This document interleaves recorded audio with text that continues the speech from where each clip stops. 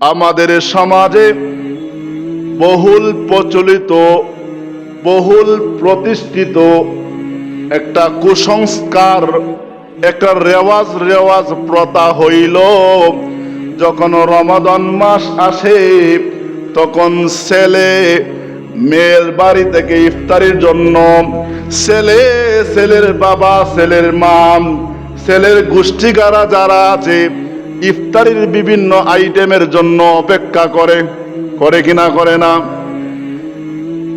আল্লাহ পাক রব্বুল আলামিনের এই জমিনে যদি 10টি নিকৃষ্টতম ছোটলোকি কাজ হয়, এর মধ্যে একটা নিকৃষ্টতম ছোটলোকি কাজ হইল মেয়ের বাড়ির ইফতারি খাওয়া।